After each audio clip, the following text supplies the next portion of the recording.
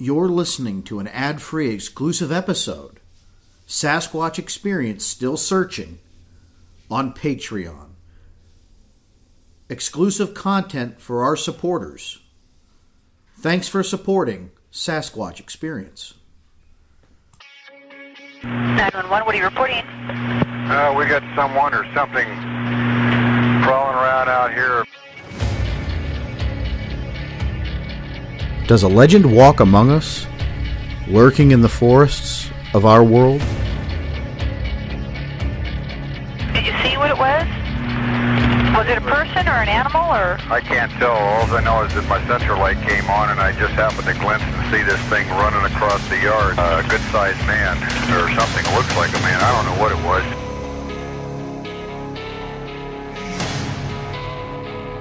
For over 15 years, we've talked with scientists, researchers, investigators, and witnesses, trying to gain insight and proof around the existence of this mysterious entity. Jesus Christ, you better... Sir? Tia! Hello? Get somebody out here. What's going on now, sir? That son of a bitch is about 6'9", I don't know. Do you see him now, sir? Yes, I'm looking right at him. Uh-oh. Okay, hang on. He's right... Is he in your yard, sir? Yeah, God, he's big. Okay, what's he doing in your yard? He's looking at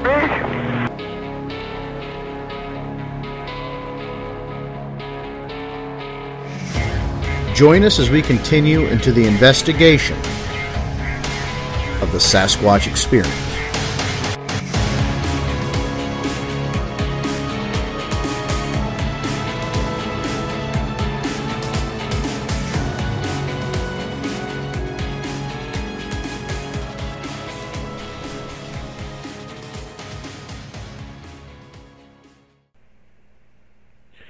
This is Henry May for the Sasquatch Experience.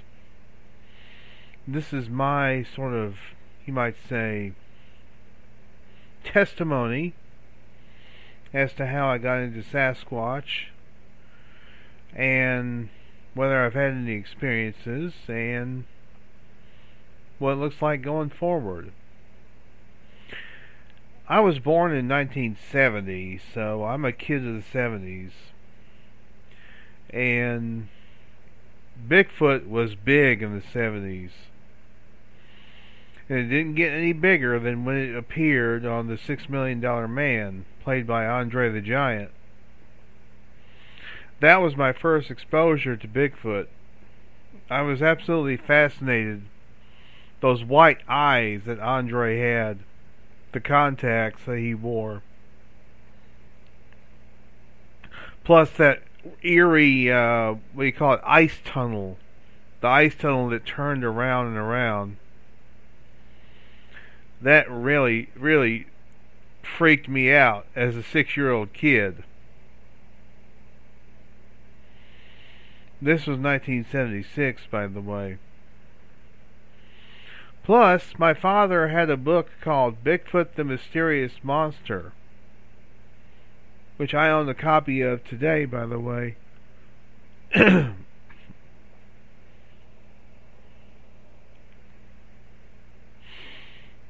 That book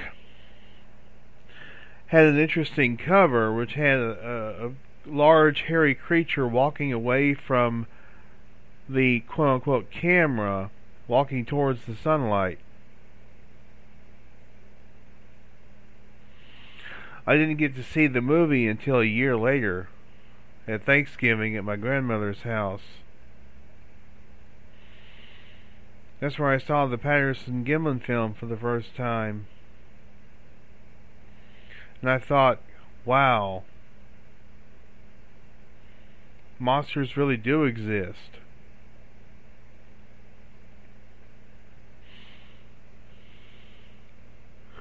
I thought it was fascinating. I wanted to know more. So I checked out every book I could from the library. If it had anything to do with Bigfoot or monsters in general. I was fascinated by the Loch Ness Monster also, and the Yeti. Well, thankfully, there was a little program called In Search Of, with Leonard Nimoy hosting. Mr. Spock himself. And I got to learn more about these unusual creatures because of In Search Of.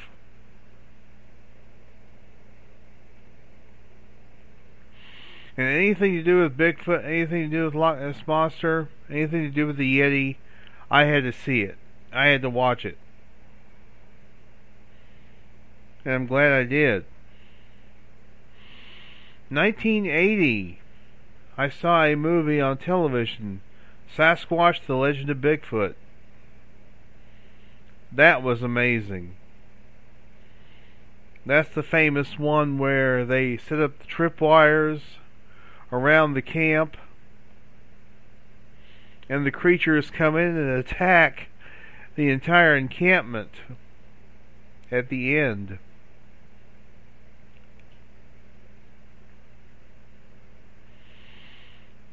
But anyway, that was the sort of the beginnings of my interest in the subject. It's been over 40 years, 44 years to be exact. And I've had a fascination, and that fascination has not gone away. And as can be attested to by my over 240 books and magazines dedicated to Sasquatch and other strange mysteries.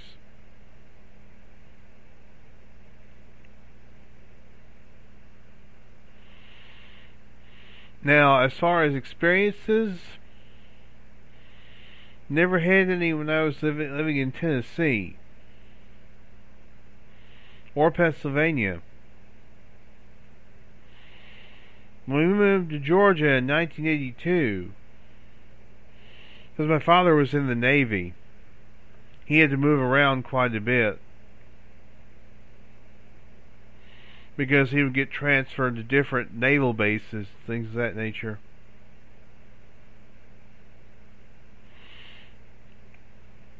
We lived in a subdivision which was pretty close to the border of the North Georgia mountains. I mean, you talk about an ideal location for possible Sasquatch. And I was told by several kids in the neighborhood that they had seen something or heard something. Now, I had heard strange screams one night, and I didn't know what they were, but I immediately attributed them to Sasquatch because of things I'd read in different books.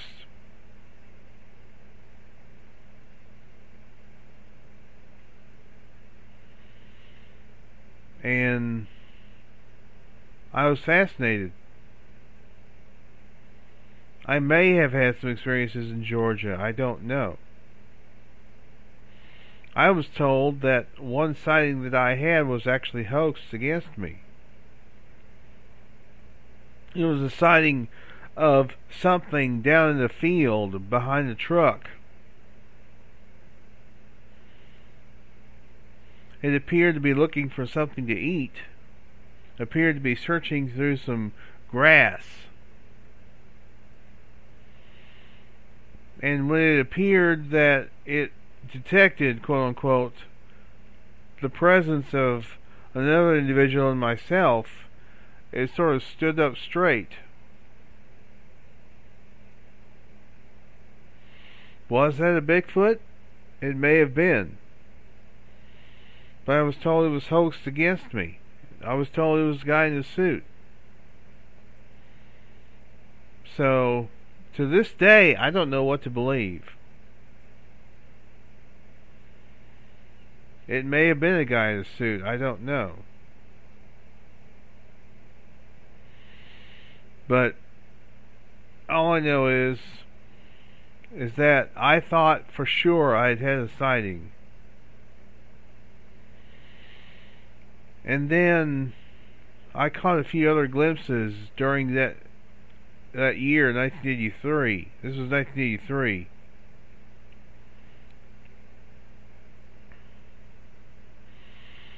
But I never had that definitive sighting.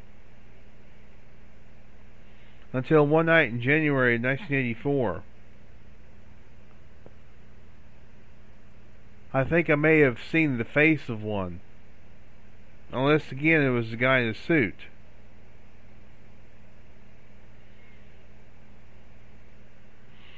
There was a creature, what appeared to be a creature. I was doing a whistling call or cry. Like a... And something responded. I was like, no way. I was a bit skeptical of it at first. I was like, no, can't be. Can't be. No way. But it kept going. I kept whistling. Whatever this was kept whistling. And I see something swaying back and forth and walking back and forth in back of a person's house. And it came up under a porch light. I could see this face. And the eyes, they were very much like an Oriental's eyes. And it had a flat nose, very thin lips.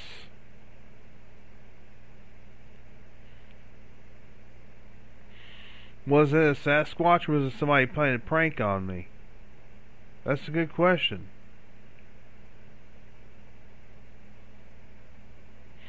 I often wonder that to this day. I often wonder if I've been pranked.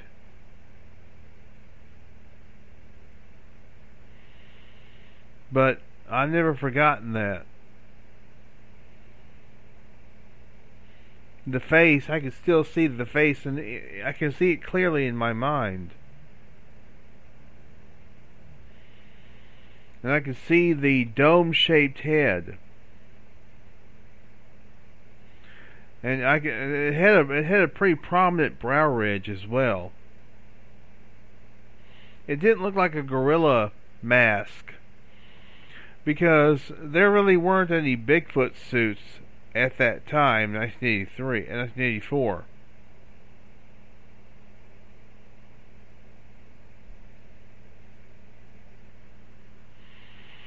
So was it a Bigfoot? It could have been. Now, we moved from Georgia to Mississippi in 1984. About a week after that, as a matter of fact. And one thing that happened was I saw something one night, which may have been a Sasquatch, in 1987. It was walking down a road, and it kind of... It was pretty big and bulky, whatever it was. It was a warm night, so it couldn't have been somebody in a coat or a jacket. But it walked, and it kept on going.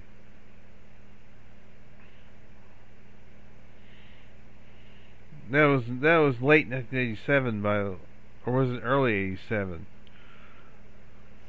No, it was late 87. I'm sorry. And then 1989, I may have seen one walking in a field from right to left. A brownish colored creature. Oh, by the way, the one I saw in Georgia was kind of a rust brown color.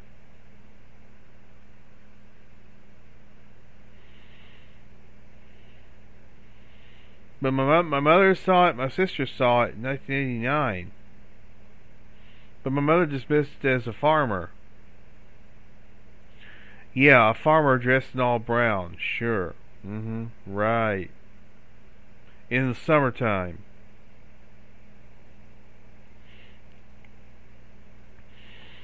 But then I had the definitive sighting in 1998.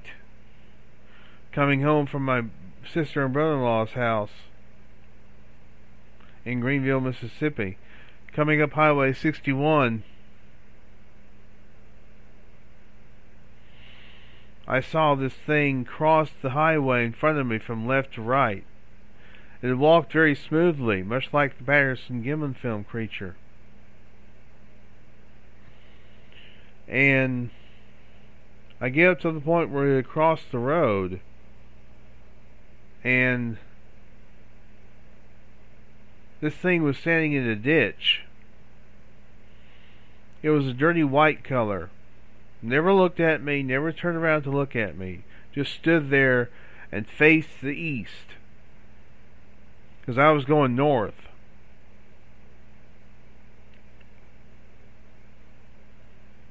It just never did anything. It just stood there, almost as if it was freezing itself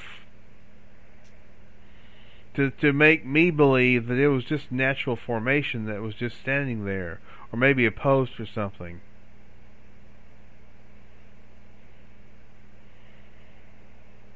That was the last time I ever actually had a sighting. It's been over 20 years.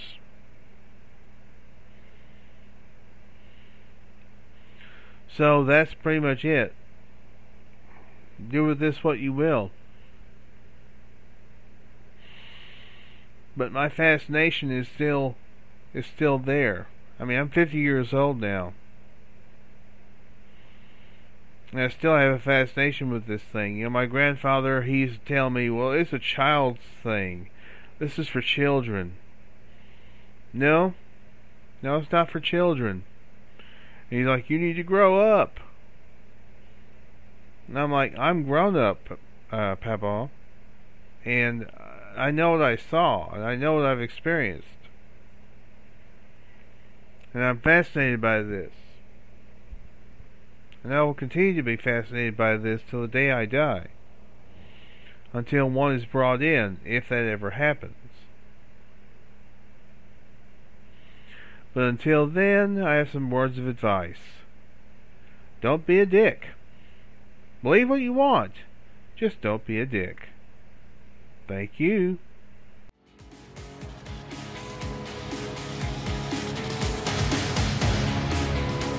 You've been listening to Sasquatch Experience. Please rate and review wherever this podcast is consumed. To share your experience, visit us on Facebook or email us, squatchexperience@gmail.com. Keep on squatching.